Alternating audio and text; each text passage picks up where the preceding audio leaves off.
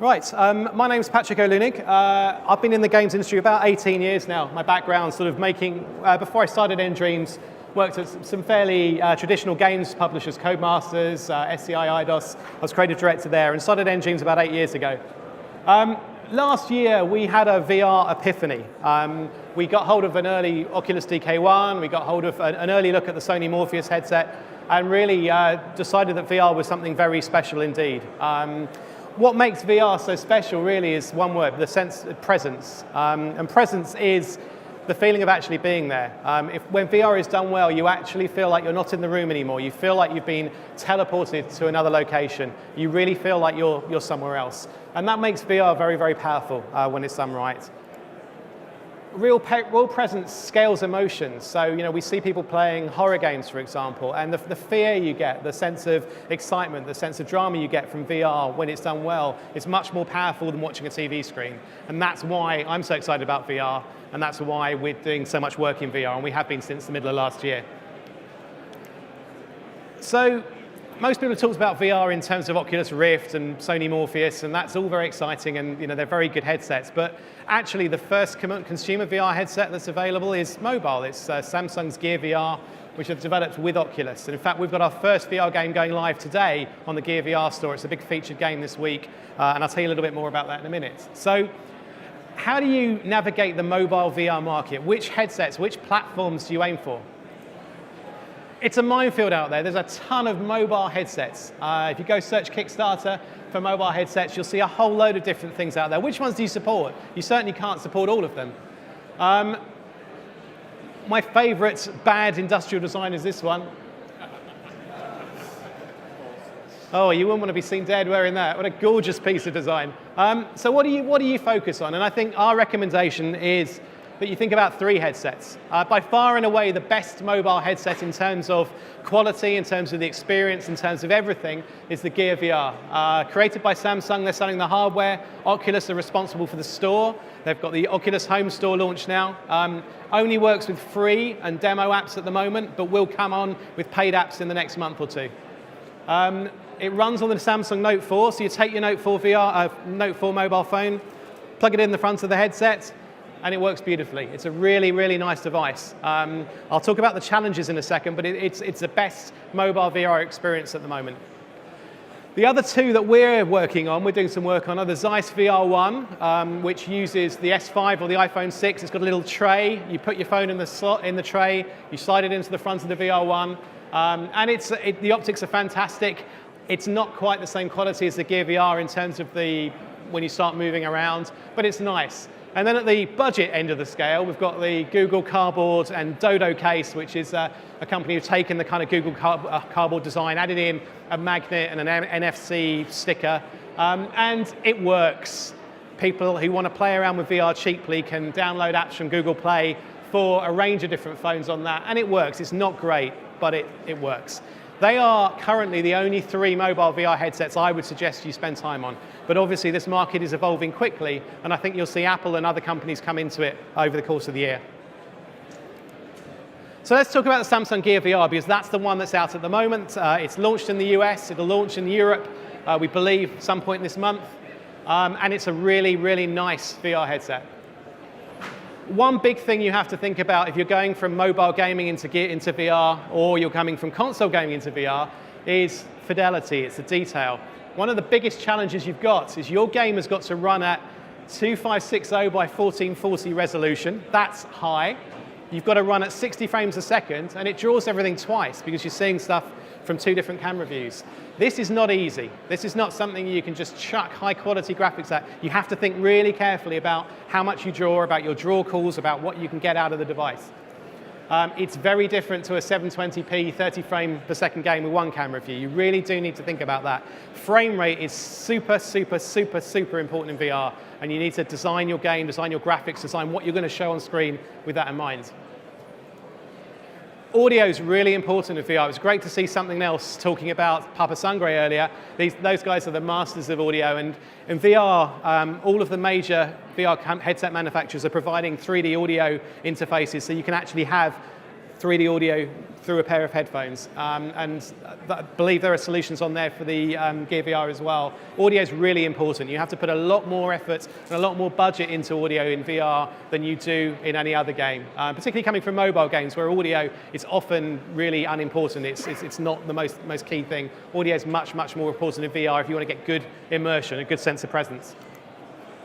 In terms of engines, we use both Unity and Unreal 4 in the studio. In fact, for our Gear VR games, we're using Unity at the moment. It works brilliantly. It's fantastic for mobile, really nice. For our console and our PC games, we're using Unreal 4. So we're trying both engines. They've both got their strengths and weaknesses. That's what I would suggest you look at. And Unity is a fantastic starting point for mobile VR. And obviously, it's very easy to run across different platforms and to port very fast.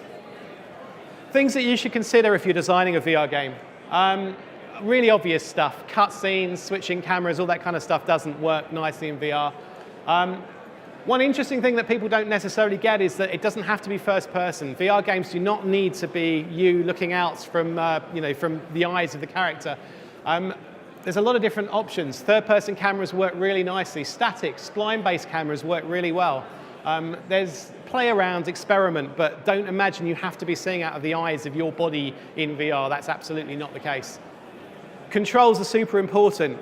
Both of our first two Gear VR games don't use the controller, don't use the touchpad, you just use your head, that's it. So you can look at an item of interest, and if you stay there for more than a second, a little bar appears and the circle fills in, and then you select it. So the entire navigation of menus, all the gameplay is done just using head movement with nothing else. Now that's a really simple starting point, but it is possible to make controls really simple and really intuitive. With the Gear VR, you've got a touchpad on the side that can register presses and swipes. You've got a separate button as well, and also you've got a controller. Most of the packages come with a Bluetooth wireless controller that you can use for doing more traditional gameplay. But it's nice not to have to use that and just to use the fact that you can look around.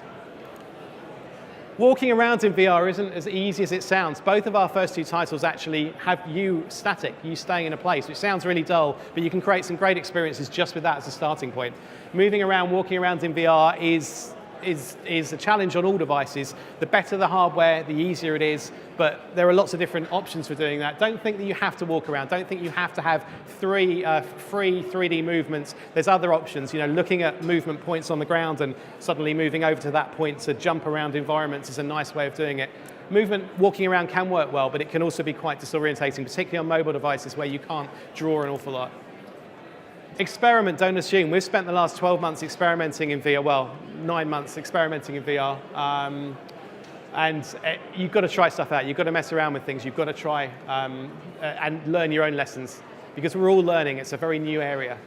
And as I mentioned earlier, you've got to keep track of your frame rate. You've got to keep track of your number of draw calls. The biggest single challenge for mobile VR is getting that 60 frames a second at the moment, and that's hard. It will get easier and easier as the new mobile devices come out. I think you'll see the Gear VR supporting future Samsung phones, the S6, the Note 5. All of the new Samsung phones will get better and better and better at drawing, but at the moment, the biggest challenge is drawing some really nice stuff at 60 frames a second. I'll just quickly touch on the two games we've done so I can tell you why we've made some of the decisions. This is Gunner, which is out today on the Gear VR store.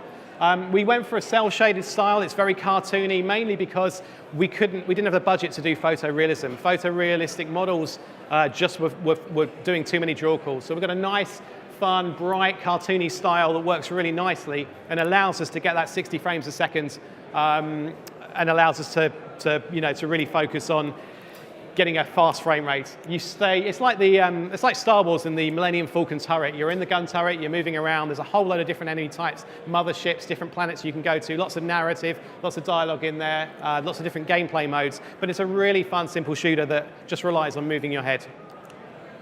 And the other game that we'll be launching soon is called Perfect Beach. Now, this isn't really a game, and I think this is a nice illustration of what makes VR so different. This is the kind of product that wouldn't work on anything other than VR. So the idea is you've had a stressful day, you've been in a commute, your boss has been giving you grief, you're tired, you're irritable, you put the headset on and you're taken away to the most beautiful beach in the world. You can listen to music, you can listen to a meditation track, tells you to breathe and relax and look at the waves, or you can listen to your audiobook and just chill and relax. But it takes you away from the real world. And because you're in there and you can look around and you're on a beach and you can see the waves rolling in and you can see the birds flying around, it's a really relaxing, chilled place to be.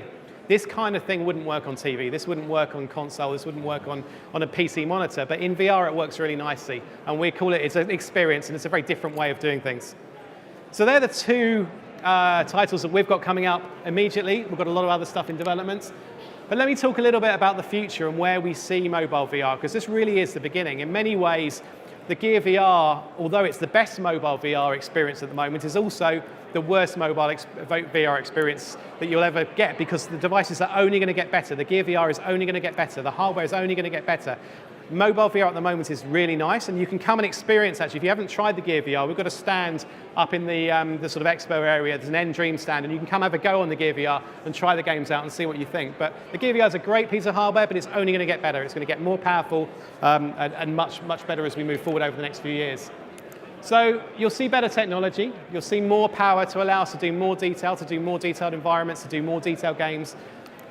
You'll see positional tracking coming to mobile headsets. One of the limitations with all of the mobile headsets is they do rotation brilliantly in all the axes, really nicely, particularly on Gear VR, but they don't do positional tracking.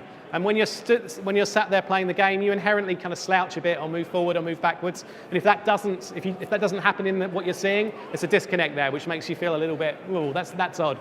Positional tracking is such a big improvement to VR. Oculus and Morpheus have it, mobile doesn't at the moment, but I think you'll see that coming to Gear VR over the next year or two, and some of the other headsets that I think will come out. You'll see them getting smaller and lighter in terms of form factor. Ultimately, I really hope and expect we'll get to the size of a pair of Ray-Bans, which is the dream when VR, I think, can become really mass market. You'll see Samsung pushing Gear VR across all their phones. I think they're in it for the long haul. I think you'll see Gear VR not just as a one-off launch piece of hardware that's come out now, but I think you'll see it go on and on and on over the next few years as it grows and expands. I think you'll see Apple arriving into mobile VR. There's a lot of talk about what Apple are doing, and I think I'd be amazed if you don't see mobile VR coming from Apple at some point this year. And better control solutions. Control is a really big challenge in VR. As I said, with the Gear VR, you've got a little controller that you can use. You've got a touchpad that works nicely. But ultimately, I think you'll see gesture control. I think you'll see cameras looking down at the hands and actually allowing you to... If you ever tried VR, if you ever watched someone using VR for the first time, they reach out, they want to touch stuff. They look around and they try and touch the walls and the desks. That's the most natural interface of all. And I think you'll see the mobile headsets develop hand tracking, so you can either see your hands in VR, or at very least you can reach out and grab stuff. That's where I think the control systems will go. So there, super quick, 14 minutes. If you've got any questions or anything you want to know, let us know. I'm always happy to answer stuff over email as well. We're doing a lot of stuff in different VR areas. It's a really exciting new area. There's a lot we don't know. A lot of people are exploring this in many, many different ways, but it's a really exciting area, and I think you're going to see it get very, very exciting by the end of this year. So that's it. Thank you. That's great. Thank you, Patrick.